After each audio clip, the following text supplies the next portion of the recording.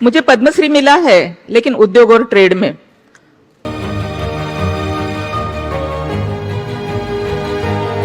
जिस समाज में कभी खाना नसीब नहीं था, जहां कपड़े तक ढंग के नहीं थे, जहां रहने के लिए घर नसीब नहीं था, ऐसे लड़की को पद्मश्री मिला उद्योग और ट्रेड में। और एक खुशी की बात बता दूं कि नारी शक्ति 8 मार्च को नारी शक्ति मिल रहा है मुझे प्रेसिडेंट हाउस में, प्रेसिडेंट के हाथों से।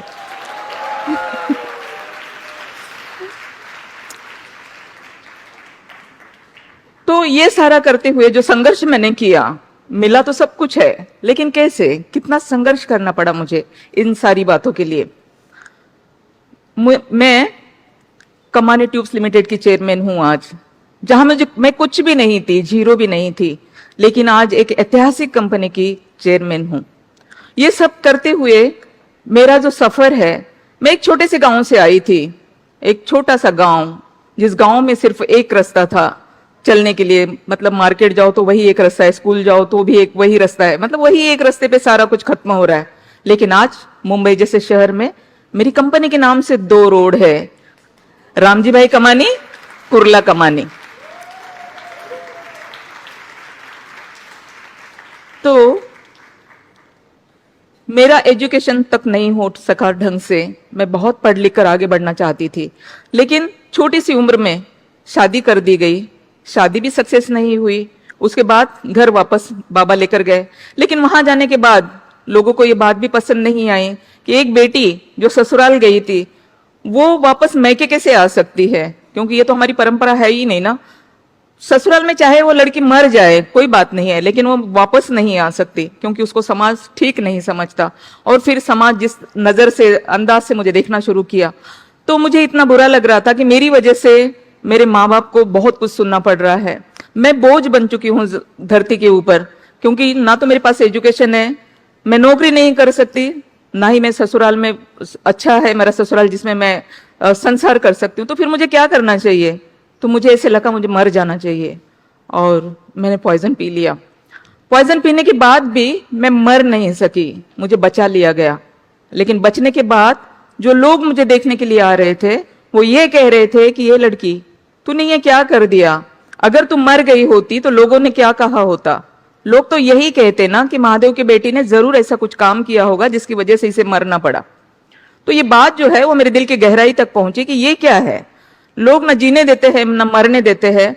जीना बहुत मुश्किल था, इसलिए मरने का रास्ता चुना था, लेकिन मरने भी नहीं देते, तो अब क्या करे? तब फिर मैंने सोच लिया कि मैं कुछ करके दिखाऊंगी, इसी दुनिया को कुछ करके दिखाऊंगी। लेकिन क्या करूं, कहां जाऊं? कुछ रास्ता नहीं था मेरे पास, क्योंकि मैं एक छोटे से गांव में रहने वाली, और उस जमाने में इतना सारा कुछ था भी नहीं जिस तरह से आज के जमाने में बहुत कुछ सीखने के लिए है, मेरे जमाने में नहीं था। वहां तो ऐसा था ना कि घर से बाहर लड़की अगर जाती भी है तो कहाँ जा रही, क्यों जा रही, किससे बात कर रही है, इस तरह से था। उस सारे ऐसे हालातों में अपना रास्ता चुनना यकीनन बहुत ही मुश्किल था, लेकिन फिर भी मैंने किसी की परवाह नहीं की, क्योंकि परवाह अगर करती तो शायद मैं कुछ कर ही नहीं पाती। और मैं चलती रही, रास्ता मिलता गया। सिलाई सीखी, सिलाई के तौर पर मैंने नौकरी की, नौकरी जो 2 रुपए रोज से और 60 रुपए महीने से मैंने स्टार्टिंग की। उसके बाद मैंने उसी से अपना रास्ता चुना। लेकिन कुछ ही दिनों में मेरे बाबा की नौकरी जाती रही, मेरी बहन दवा के खातिर मर गई, और फिर तब मुझे पता चला कि पैसा कितना इंपॉर्टेंट है, क्योंकि अगर पैसा नहीं होगा तो हमारे अपने भी हमें छोड़कर जा सकते हैं और हम उनका ट्रीटमेंट तक के नहीं कर पाते। तो फिर पैसा कमाना चाहिए, और फिर मैंने अपना संघर्ष शुरू किया। कहाँ से आएगा, कैसे आएगा, कहाँ जाऊं मैं, सोचती रही। और फिर पता चला कि सरकार की कुछ स्कीम है जिसमें से हम लोन ले सकते हैं और कुछ कर सकते हैं, और मैंने 50,000 का लोन लिया। 50,000 के लोन में मैंने बुटीक के लिए लिया था कि मैं अपना बुटीक शुरू करूंगी, लेकिन बुटीक के साथ साथ मैंने फर्नीचर का भी शुरू किया। लेकिन इसी के साथ साथ मैंने ये भी देखा कि मेरा बहुत सारा यूथ जो है वो बिना नौकरी के ऐसे ही भटक रहा है, उनके पास नौकरी नहीं है, सरकार के पास देने के लिए सबको नौकरी नहीं है, तो क्या करना चाहिए? तो जिस रास्ते से मुझे लोन मिला, जिस रास्ते पे मैं चली, उस रास्ते पे मेरे यूथ को भी ले जाऊंगी, ताकि इन लोगों को भी मतलब इनकी रोजी रोटी चलती रहेगी। और मैंने एक संगठन बनाई, सुशिक्षित बेरोजगार युवक संगठन, और उस संगठन के द्वारा बहुत सारे बच्चों को मैं मैंने लोन लेके दिया, गेट टुगेदर हम लोग एक साथ करते थे। बैंक के जो मैनेजर है वो, स्कीम के जो भी ऑफिसर्स है वो, और इस तरह से बच्चे लोगों को बुला के एक ही प्लेटफॉर्म उनको मिलता था और वो अपने स्कीम के बारे में बताते थे। जो स्कीम उनको यूथ को अच्छी लगती थी उसी हिसाब से लोन लिया जाता था और वो लोगों का भी काम होता था। तो इसी तरह से एक तरह से मेरा सोशल काम चल रहा था, दूसरी तरह मेरा बिजनेस भी अच्छे से चल रहा था। यही करते करते लोगों के बीच मेरे लिए बहुत अच्छी भावनाएं होने लगी कि ये जो लेडी है ये बहुत अच्छा काम करती है, और मेरे पास जो भी लोगों की तकलीफें होती थी वो मेरे पास आते थे। तो इसी तरह से मेरे पास एक प्लॉट आया और वो प्लॉट में काफी सारे लिटिगेशन थे, वो लिटिगेशन मैंने दूर किए, और वहां पर जब बिल्डिंग बनाने की बात आई तो 99 की ये बात है, 95 में मैंने प्लॉट लिया था, 95 से लेकर 99 में मैंने उसको क्लियर किया। लेकिन हमारे पुरुष प्रधान देश में एक महिला, वो भी बिल्डर बने, ये हजम तो नहीं होगा ना।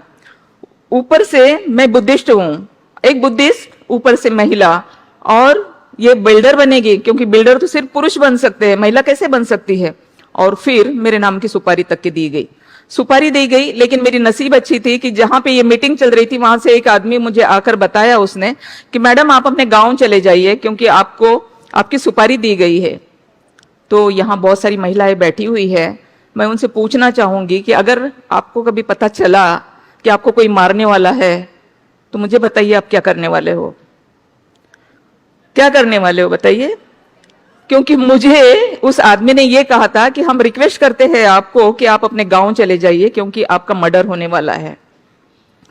तो मैं डरी नहीं, अपने गांव नहीं गई, क्योंकि अगर मैं डर जाती, अपने गांव चली जाती तो आज इस स्टेज पे यहां पे खड़ी ना होती, किसी खेतों में काम कर रही होती।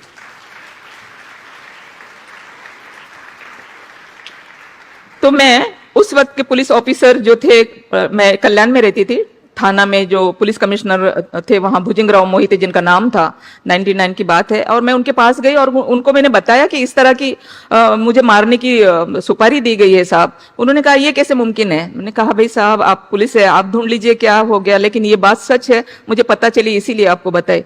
पुलिस ने देखा, कार्रवाई की, लोग पकड़े गए। लेकिन उन्होंने मुझे एक सलाह दी कि आप एक काम कीजिए, अभी आप बिजनेस में आ ही गए हो और आपको अभी पता चला है, लेकिन नेक्स्ट टाइम हो सकता है कि पता ना चले, तो आप क्यों नहीं अपने लिए सिक्योरिटी ले लेती हो। तो मैंने कहा साहब सिक्योरिटी लेकर कहां लेकर घूमूंगी मैं, मुझे सिक्योरिटी नहीं चाहिए, देना हो अगर तो मुझे रिवॉल्वर लाइसेंस दे दीजिएगा।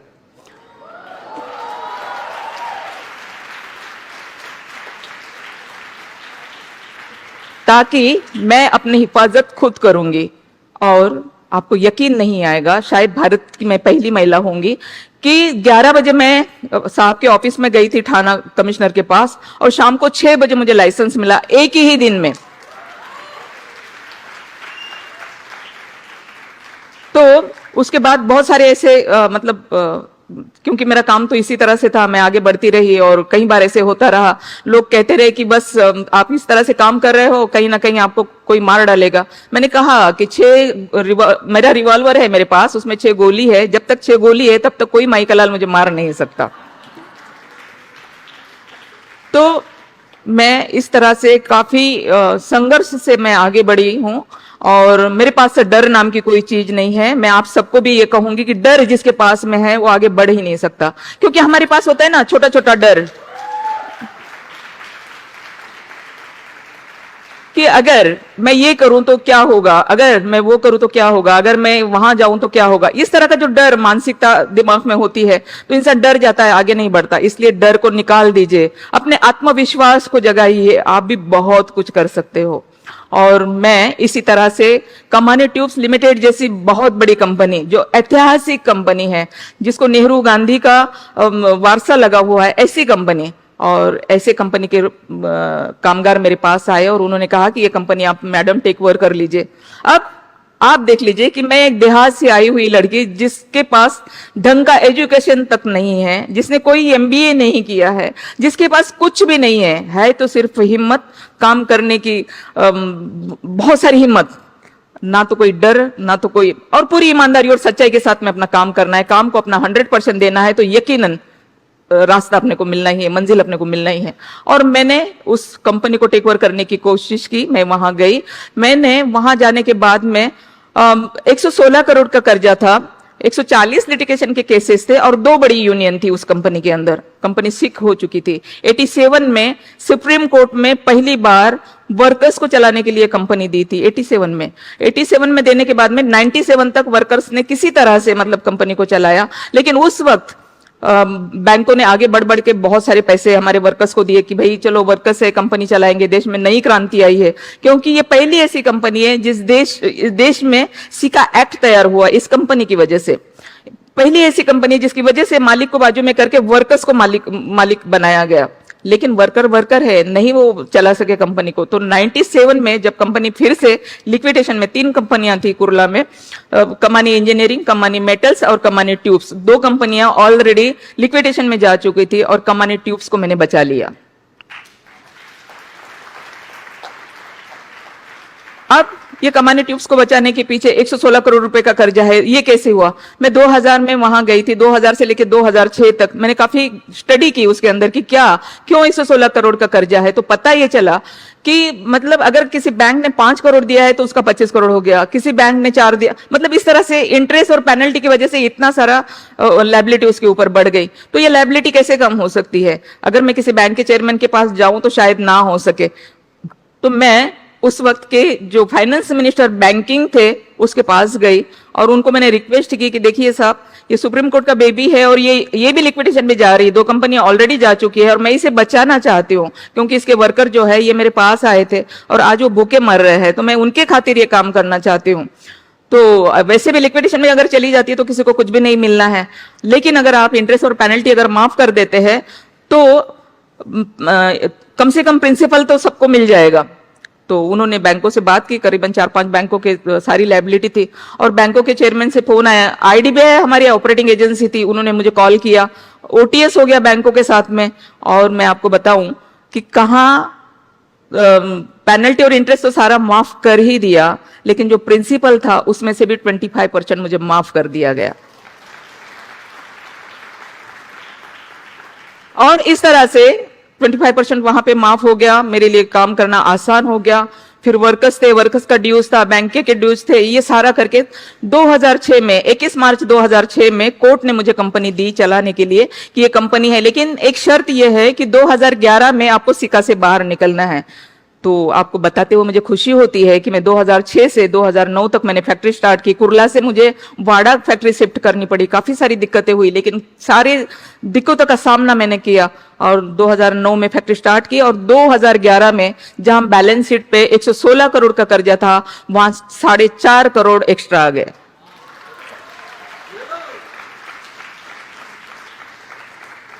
तो इस तरह से मेरा संघर्ष रहा और बहुत सारा है बताने के लिए, लेकिन वक्त हमारे पास कम है, इसलिए बहुत कम में ही बात करेंगे। तो 2011 में मैं सिका से बाहर आ गई, इसीलिए सरकार ने मुझे 2013 में पद्मश्री से नवाजा और आज दुनिया भर के अवार्ड्स मुझे मिलते हैं, दुनिया भर के। एक महीने में 5-5 अवार्ड्स, आप यकीन नहीं करोगे। मैं अभी लंदन से परसों आई हूँ, 27 तारीख को मुझे लंदन में वहां के पार्लियामेंट में भी मुझे अवार्ड्स मिला। तो इस तरह से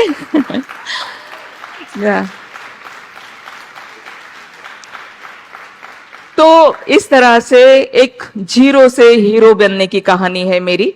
और अगर आप सब भी मेहनत करें, हिम्मत से अपना काम करें, सच्ची लगन और यकीन से काम करें, तो यकीनन आप सब भी कल्पना सरोज की तरह बन सकते हो। Thank you. हमारे चैनल लाइक, शेयर, सब्सक्राइब देखना मत भूलिएगा। जय भीम, जय भारत, जय संविधान, नमो बुद्धाय। धन्यवाद। चैनल आर्थिक समस्या से गुजर रहा है। अगर आप बहुजन समाज में बाबा साहेब अम्बेडकर और तथागत बुद्ध की विचारधारा को अधिक से अधिक लोगों तक पहुंचाना चाहते हैं तो हमें आर्थिक सहयोग प्रदान करें, ताकि हम अपने चैनल के माध्यम से देश विदेश में समता, बंधुता, एकता और संवैधानिक अधिकारों को ज्यादा से ज्यादा लोगों तक पहुंचा सकें। आप अपनी सहायता राशि नीचे लिखे खाते में जमा करा सकते हैं। खाता धारक गौतम रत्ना, खाता संख्या 3169576865 IFSC कोड SBIN 00603336, बैंक भारतीय स्टेट बैंक। आप हमारे बैंक खाते का विवरण स्क्रीन पर भी देख सकते हैं। जय भीम, जय भीम। मैं गौतम रत्ना गौतम फिल्म्स प्रोडक्शन में आपका स्वागत करता हूं। आप हमारे प्रोडक्शन हाउस के अंदर अपना कैरियर बना सकते हैं as a film director, as a producer and actor and actress and editor and cinematographer also. अगर आपको फिल्म से रिलेटेड कुछ भी प्रोजेक्ट आपको बनवाना है तो हमारे पास में पूरा सेटअप है, जिसमें फिल्म कैमरा है, शूटिंग लाइट्स है और एडिटिंग है। सारा A to Z एक ही जगह पर आपको हमारे यहाँ पर मिल जाएगा। तो दोस्तों, आप हमें कांटेक्ट कर सकते हैं हमारे नंबर्स पर 9810085714